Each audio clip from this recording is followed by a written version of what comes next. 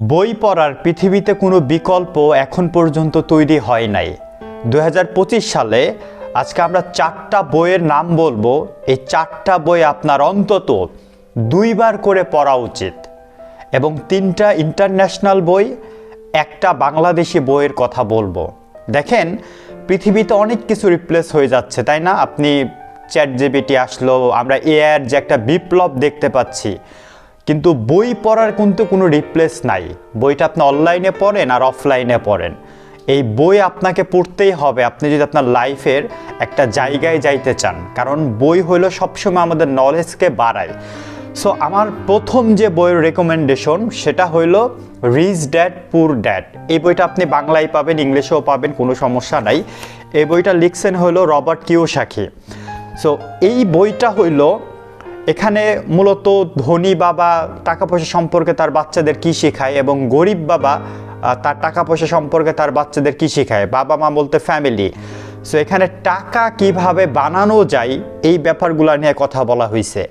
টাকা পয়সা নিয়ে, অর্থ সম্পত্তি নিয়ে যত কথা আছে এই বইতে আপনি পাবেন।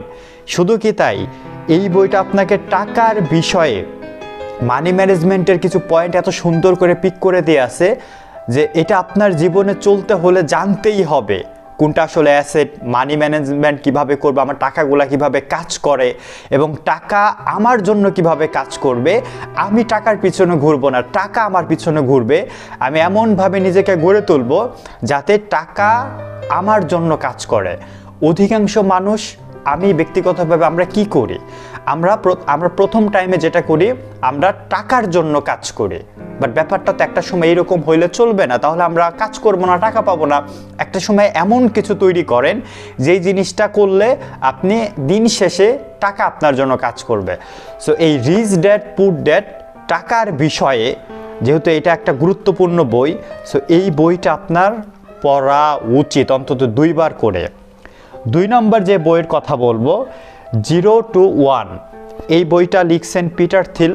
পিটার থিলরা আপনারা মোটামুটি অনেকেই জানেন যদি একটু ইন্টারনেটে ঘাটাঘাটি করেন। উনি ভয়ঙ্কর একজন ব্যক্তি, ইন্টারনেট জগতের মাফিয়া বলা হয়, মানে ওই খারাপ মাফিয়া কিন্তু না। কারণ হয়েছে উনি আমেরিকার অনেক গুরুত্বপূর্ণ, সারা ওয়ার্ল্ডের একজন গুরুত্বপূর্ণ পার্সন। বলা হয় যে পিটার থিল যদি পৃথিবীতে না আসতো তাহলে সিলিকন ভ্যালি নামে ওই শহরটাই হইতো না। সো এই 0 to 1 এই বইয়ের মূল কনসেপ্টটা হলো যে পৃথিবীতে দেখেন গুগল আবিষ্কার হইলো না, তারপর আপনি বিল গেটসের কথা বলেন, ইলন মাস্কের কথা বলেন, আপনার আলিবাবার থেকে শুরু করে সব কিছু টেকনোলজি বেসের উপর অনেক কিছু আমরা দেখি, তাই না? সো এই জিনিসটা মূলত এই সব কিছু মিলিয়ে একটা কনসেপ্ট তৈরি করছে যে 0 থেকে 1, 1 থেকে 2। 0 থেকে 1-এ যাওয়া অনেক কঠিন। 0 থেকে 1-এ যাওয়া মানে হইলো পৃথিবীতে কোনো কিছু নতুন আবিষ্কার করা। গুগল সার্চ ইঞ্জিন আবিষ্কার করছে, তাই না? সো এটা 0 থেকে 1-এ গেছে। চ্যাটজিপিটি তৈরি করছে, 0 থেকে 1-এ গেছে। ফেসবুক তৈরি করছে, 0 থেকে 1-এ গেছে। এখন ওই ফেসবুকের মধ্যে আমি যদি মেটা মার্কেটিং এক্সপার্ট হই, আমি কিন্তু 1 থেকে 2-এ যাইতেছি। হ্যাঁ, কারণ কি, ফেসবুক তো আবিষ্কার হয়ে গেছে, বাট ওই জিনিসটার ভিতরে তো আমরা কাজ করতেছি। সো আমরা কি 1 থেকে 2-এ যাই। এই যে একটা থিং যে 0 থেকে 1-এ, এই জিনিসটা অনেক কঠিন, বাট এই জিনিসটা করতে পারলে আপনি গেইনার, আপনি সাকসেসফুল একজন পার্সন হয়ে যাবেন। আবার 1 থেকে 2 এই জিনিসটা তুলনামূলক এটাও কঠিন, যারা করেন না তাদের কাছে তো অনেক কঠিন, কিন্তু এই জিনিসটা করতে পারলে তার মানে কি যে আপনি গরিব থাকবেন না। একজন মেটা মার্কেটিং ভালো এক্সপার্ট, সে মানে কোটিপতি ভাই, এটা সত্য। সো ওইখানেও আপনার হিউজ পরিমাণ ইনকাম জেনারেট আছে। সো এই যে কোনো জিনিস কিভাবে তৈরি করতে হয়, 0 থেকে 1-এ কিভাবে যাইতে হয়, এই ব্যাপারটা নিয়ে এই বইতে বিস্তার আলোচনা করা হয়েছে। এই বইটা অন্তত 2বার আপনার পড়া উচিত। 3 নম্বর যে বইটির কথা বলবো, the power of your subconscious mind, আপনার অবচেতন মনের শক্তি। এই বইটা লিখছেন হলো ডাক্তার জোসেফ মরফি। এই বইটা হইল আপনার ভিতরে, মানুষ মোটিভেশনের কথা বলে না, মানুষের মন হয় 2 ধরনের, একটা হলো সচেতন মন, 2 নাম্বার হলো অবচেতন মন। মানুষের অবচেতন মনের যে একটা শক্তি আছে, মানুষ সাকসেস হয় এই অবচেতন মনের নির্দেশনার কারণে। এই অবচেতন মনের যে পাওয়ারটা, এই পাওয়ার সম্পর্কে এই বইয়ে বিস্তার আলোচনা করা হয়েছে।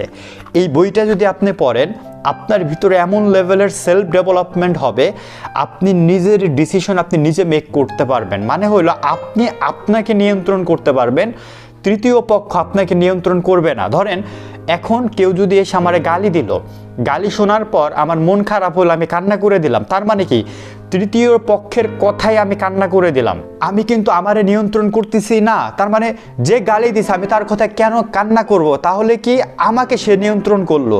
নো, আপনি সবসময় নিজেকে নিয়ন্ত্রণ করবেন, আপনার মনের একটা শক্তি আপনি সেখানে ইমপ্লিমেন্ট করবেন। অবচেতন মনের শক্তিটা কোথায় জানেন? ধরেন আপনাকে কোনো একটা কাজ দেওয়া হয়েছে, আপনি মনে মনে বলতেছেন যে আমি হয়তো এই কাজটা করতে পারবো না। বিশ্বাস করেন আসলে আপনি কাজটা করতে পারবেন না, কারণ আপনার অবচেতন মন ওইটা বলে দিয়েছে যে তুমি কাজটা করতে পারবে না। তখন সচেতন মন ওই কাজটা করার প্রতি ইন্টারেস্ট দেখায় না, মানে সে ফেইলই করে। অবচেতন মন যদি একবার বলে যে এই কাজটা আমি করতে পারবো, আমি সফল হব, সচেতন মন ওইটা বিশ্বাস করে যে হ্যাঁ এই কাজটা তুমি করতে পারবে, তুমি সচেতন হবা, তুমি করো।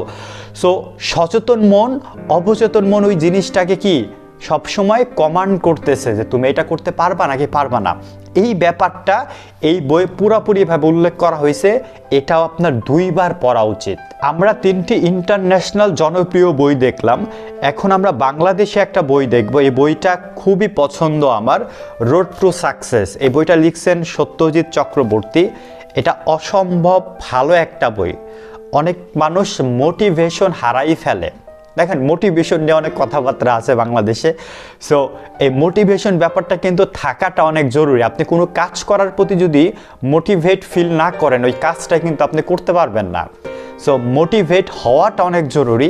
এখন আমরা ভিডিও দেখলে হয় কি যে একটা ভিডিও দেখছে, হ্যাঁ কালকে আমি কাজ করে অনেক কিছু করে ফেলবো, এরকম মনে হয়, তাই না? বাট 24 ঘন্টা যাওয়ার পর ওই মোটিভেট ওই যে ফিলটা ওই জিনিসটাকে ড্রপ ডাউন করে। আপনি যদি লং টাইমের জন্য মোটিভেশন ধরে রাখতে চান তাহলে রোড টু সাকসেস এই বইটা পড়া উচিত।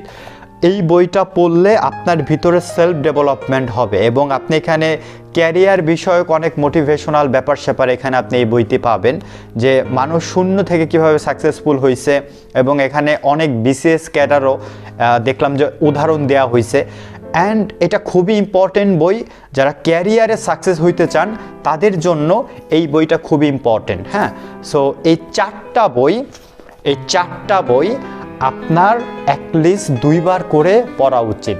বই আপনাকে পড়তেই হবে, এটা সত্য কথা। আপনি যদি ভালো একটা জায়গায় বিলং করতে চান তাহলে বই পড়ার কোনো বিকল্প নাই। ভালো থাকুন, সুস্থ থাকুন, দেখা হবে পরবর্তী কোনো ভিডিওতে। Take care.